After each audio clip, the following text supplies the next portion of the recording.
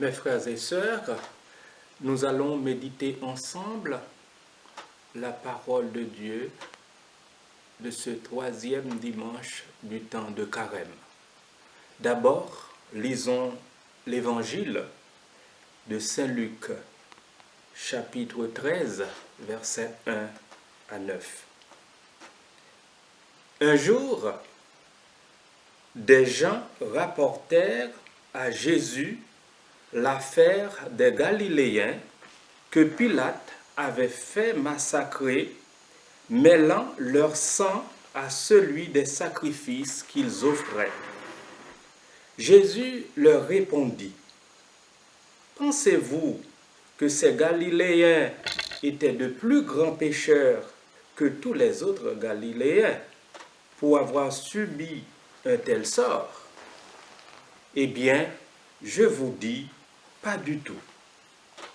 Mais si vous ne vous convertissez pas, vous périrez tous de même. » Et ces 18 personnes tuées par la chute de la tour de Siloé, pensez-vous qu'elles étaient plus coupables que tous les autres habitants de Jérusalem? Eh bien, je vous dis, pas du tout. Mais si vous ne vous convertissez pas, vous périrez tous de même. Jésus disait encore cette parabole. Quelqu'un avait un figuier planté dans sa vigne. Il vint chercher du fruit sur ce figuier et n'en trouva pas. Il dit alors à son vigneron: « Voilà 3 ans que je viens chercher du fruit sur ce figuier et je n'en trouve pas. Coupe-le. À quoi bon laisser épuiser le sol? » Mais le vigneron lui répondit: « Maître, laisse-le encore cette année, le temps que je bêche autour pour y mettre du fumier. Peut-être donnera-t-il du fruit à l'avenir. Sinon, tu le couperas. » Acclamons la parole de Dieu. Louange à toi, Seigneur Jésus. Voilà, frères et sœurs, nous sommes déjà au 3e dimanche de Carême à Nicée. Nous continuons notre marche, notre montée vers Pâques. Tout au long de ce temps gratuit offert par l'Église, notre mère, nous essayons dans la mesure du possible de suivre fidèlement le Seigneur dans son fiat au Père jusqu'à la nuit pascale où nous pourrons acclamer, espérons-le, à plein poumon l'exultète. Après avoir célébré les dimanches des tentations et de la transfiguration, la liturgie de la parole aujourd'hui fait ressortir l'urgence de la conversion par la rénovation de notre vie baptismale. Une conversion qui se traduit dans la réponse de foi à la patience de Dieu. Le carême est bien le temps de la patience de Dieu. C'est le temps qu'il nous donne pour que nous puissions produire les fruits de justice et de fraternité. Se convertir implique donc tourner vers Dieu et produire les fruits de l'amour, de la solidarité et de la paix.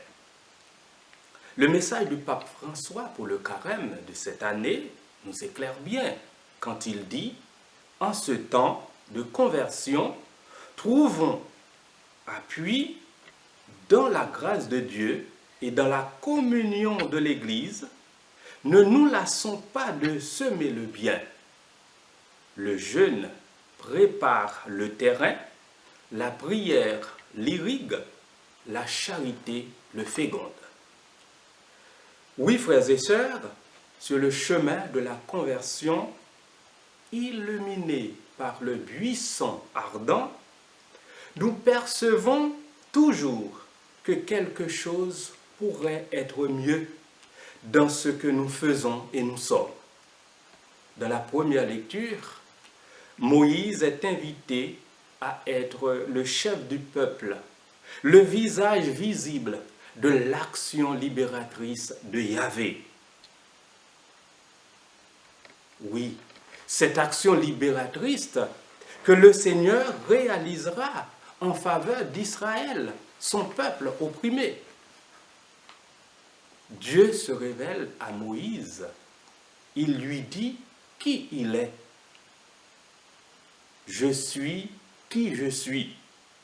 Tu parleras aux fils d'Israël. Celui qui m'a envoyé vers vous, c'est je suis. Celui qui m'a envoyé vers vous, c'est Yahvé, c'est le Seigneur, c'est je suis. Le Dieu de vos pères, le Dieu d'Abraham, le Dieu d'Isaac, le Dieu de Jacob. Une espèce de signe qui confirme que Moïse est invité et envoyé par Dieu en mission. Celui qui m'a envoyé vers vous, c'est je suis. Nom qui accentue la présence continue de Dieu dans la vie de son peuple, dans la vie de chacun, chacune de nous. Une présence vive, active et dynamique dans le présent et dans le futur, comme libération et salut. C'est dans cet esprit que Jésus lance un vibrant appel express à la conversion. Si vous ne vous convertissez pas, vous périrez tous de même. Oui, si vous ne vous convertissez pas, vous périrez tous de la même manière. Par cette invitation, par cette interpellation, Jésus a donc demandé de ne pas critiquer ni condamner les victimes de la tragédie commise par Pilate, le massacre des Galiléens. Il nous incite plutôt à un questionnement, à une prise de conscience en vue d'un nouveau départ, d'une implication dans la mise en œuvre d'un nouvel ordre social qui prend en compte une nouvelle manière de penser, d'agir et de vivre. L'urgence de la conversion ne se présente pas comme une menace, mais comme une invitation libératrice. La conversion comme exode est une attitude de cœur qui exige, en ce sens, manifestation externe quotidienne par l'engagement aux œuvres de charité, à la promotion de la fraternité et à la défense de la vie.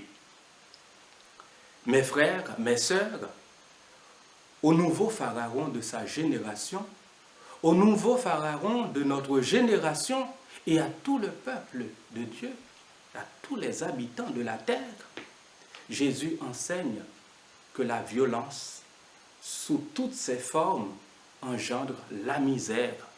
Et la misère engendre bien sûr la violence.